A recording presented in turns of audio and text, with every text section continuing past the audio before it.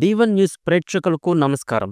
ఇటీవల మా ఛానల్లో ప్రసారమైన తెనాలి మండలం కోపల్లి గుడివాడకు చెందిన గరికపాటి లింగయ్య గౌరవ తహసీల్దారు గోపాలకృష్ణపై చేసిన ఆరోపణల వార్తకు సంబంధించి లోపం జరిగిందని మా వీక్షకుల దృష్టికి తీసుకురావాలనుకుంటున్నాం.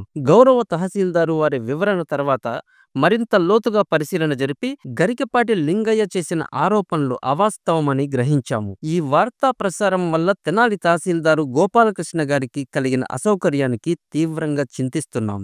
D1 న్యూస్ నుండి వారిని నిజాయితీగా క్షమాపణ కోరుతున్నాం. ఈ వార్త మా లీగల్ టీం దృష్టికి తీసుకువెళ్లకుండా ప్రసారం చేసిన న్యూస్ ప్రెజెంటర్ ను విధుల నుండి తొలగిస్తున్నామని తెలియజేస్తున్నాం. మా ప్రేక్షకులకు తప్పుగా తెలియజేయటం మా ఉద్దేశ్యం కాదు. భవిష్యత్తులో ఇటువంటి లోపాలు జరగకుండా చూసుకుంటామని హామీ ఇస్తున్నాం. మా D1 న్యూస్ ఛానల్లో పాత్రికేయ సమగ్రతకు భంగం కలగకుండా అత్యున్నత ప్రమాణాలతో ఖచ్చితమైన మరియు పారదర్శకమైన వార్తలను మాత్రమే మా ప్రేక్షకులకు అందించడానికి మేము కట్టుబడి ఉన్నాం. బాధ్యతాయుతమైన జర్నలిస్టులను మాత్రమే నియమించుకుంటామని, సమగ్రమైన మరియు పారదర్శకమైన వార్తలను మాత్రమే మా ప్రేక్షకులకు అందిస్తామని మాటిస్తున్నాము. తప్పు జరిగితే ప్రశ్నిస్తాం.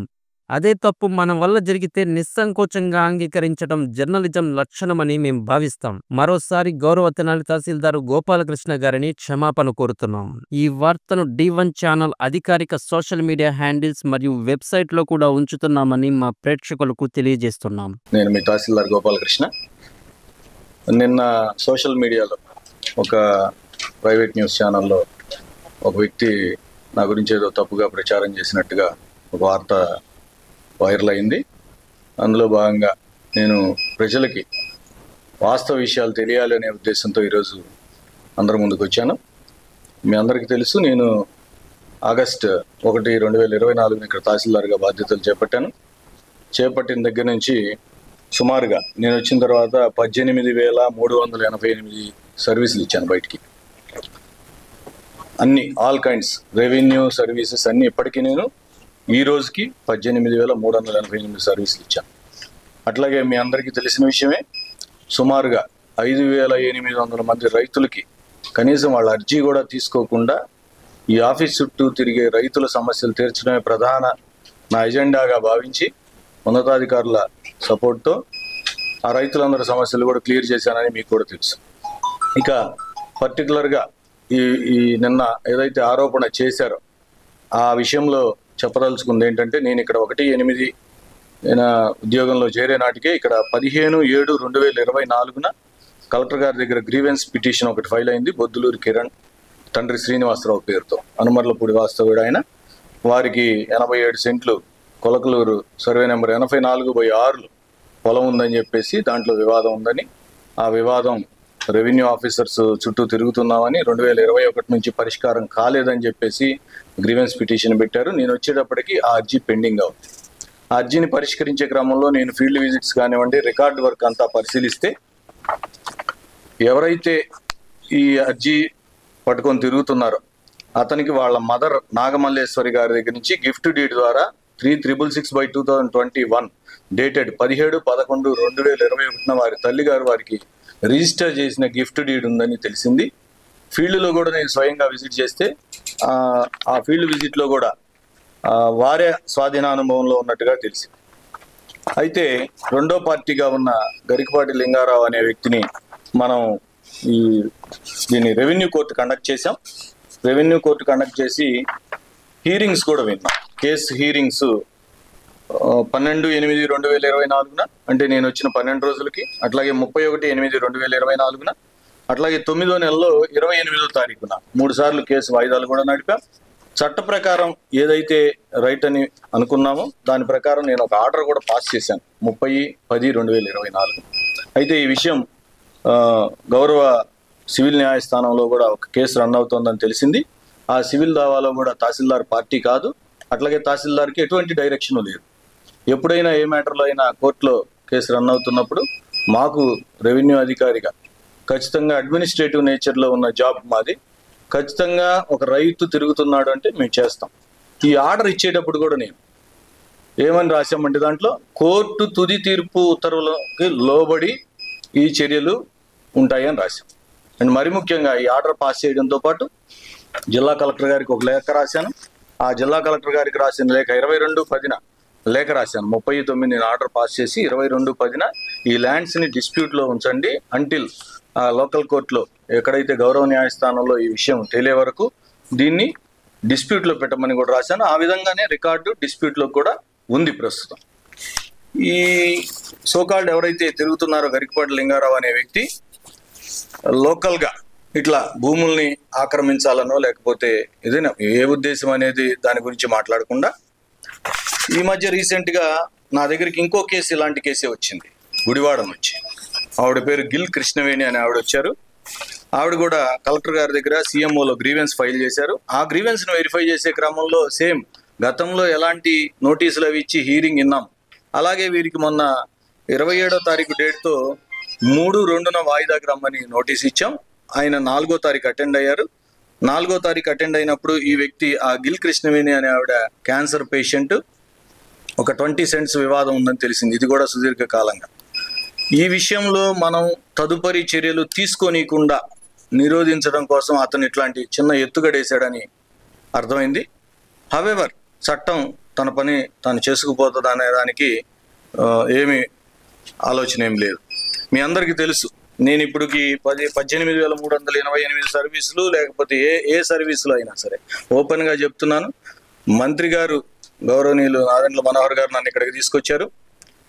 వారి ఎజెండా ఎట్టి పరిస్థితుల్లోనూ మనం పేద ప్రజలకి రెవెన్యూ సేవలు అందించడంలో ముందుండాలి, ఎటువంటి అవినీతికి ఆస్కారం లేకుండా విధి నిర్వహణ చేయాలని మాకు సూచించారు. అట్లాగే ఇప్పుడు నేను ఇచ్చిన 18,388 సర్వీసుల్లో ఆ లిస్టుతో సహా ఈరోజు పబ్లికేషన్ చేస్తాను. ఎవరు ఎప్పుడైనా ఎక్కడైనా నిరూపించవచ్చు. ఆ అవినీతి చేయాల్సిన అవసరమో లేకపోతే ఇంకోటో ఈ తహసీల్దార్కి లేదు. అట్లా అసత్యపు ఆరోపణలు కావాలని వెనక ఒక రాజకీయ పరంగానో లేకపోతే కులపరంగానో కావాలని ఒక సెన్సేషన్ క్రియేట్ చేయడం కోసం ఒక వ్యక్తి చేసిన చర్యని నేను తీవ్రంగా ఖండిస్తున్నా పత్రికాముఖంగా. ఈ ఇష్యూ జరగగానే పెద్దలు చాలా మంది సపోర్ట్ చేశారు. అట్లాగే లోకల్గా ఉన్న మన నాయకులు కూడా మంచిని మంచి అని అంటామని చెప్పేసి వారు కూడా సహకరించినందుకు ధన్యవాదాలు. పత్రికాముఖంగా నేను కూడా MA జర్నలిజం చదివి ఉన్న వ్యక్తిని.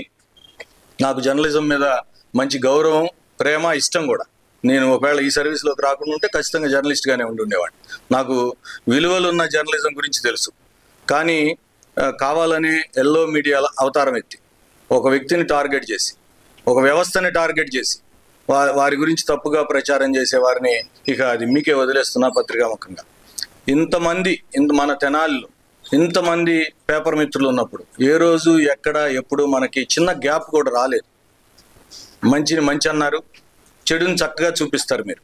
కానీ కావాలనే విల్ఫుల్గా ఒక వ్యక్తి ఇలా చేసినందుకు నేను దీని విషయంలో లీగల్గా ప్రొసీడ్ అవ్వాలి అనుకున్నప్పుడు కూడా ఆ వ్యక్తి ఎవరైతే దీన్ని తప్పుగా ప్రచురితం చేశారు ఆ వ్యక్తి వచ్చి ఇది పొరపాటు అయిపోయింది, ఎక్స్క్యూజ్ చేయండి అని అడిగారు పెద్దల సమక్షంలో. అందువల్ల నేను ఇక దీన్ని పెద్ద చేయదలుచుకోలేదు. కాకపోతే నా ఉద్దేశం ఏంటంటే నేను మిమ్మల్ని అందరినీ రిక్వెస్ట్ చేసేది ఏంటంటే దయచేసి మంచిగా పనిచేసే వాళ్ళని ఎంకరేజ్ చేయండి. లేకపోతే డిమోరల్ అయిపోతే మొరాలిటీ దెబ్బతింటే నేను ఇక్కడ కాబట్టి ఇంకో చోట సర్వీస్ చేసుకోగలను. కానీ ప్రజలకి సేవ చేయాలి అనే తపనున్న అధికారులు ఖచ్చితంగా తక్కువ మంది ఉంటారని గుర్తించాలి మీరంతా.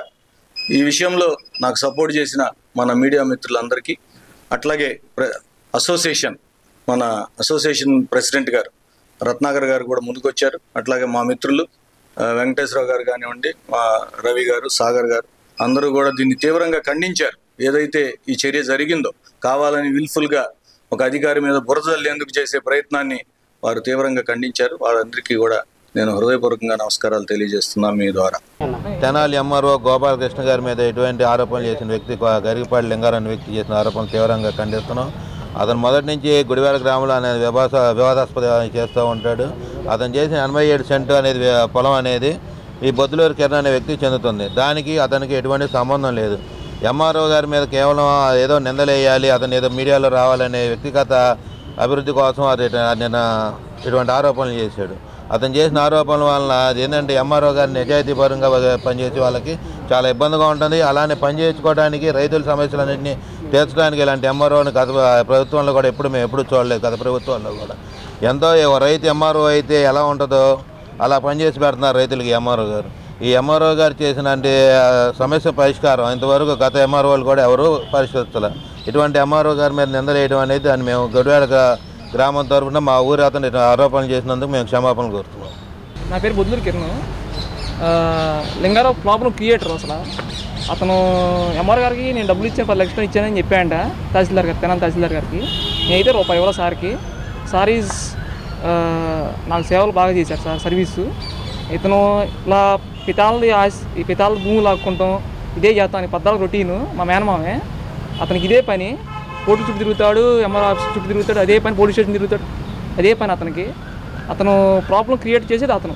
ఇంకొక 20 సెంటు వేరే ఒక ఆమెద లాక్కొని ఇట్టాగే తిరుగుతూ ఉంటాడు. నా కొడుకే అండి. వాళ్ళకి మాకు ఎటు సంబంధం లేదు, పొలం వాళ్ళదే. ఆ తల్లి పిల్లలు నేను 15 సంవత్సరాలు పోయించా, తల్లి పిల్లలు ఇద్దరిని. అందుకే నేను బాధపడుతున్నా. తల్లి పిల్లలు ఇద్దరిని మారాల్సి చదువు ఎవడు చెప్తాడు, పూట కూడి పెట్టాలని ఎవడు పెట్టడు.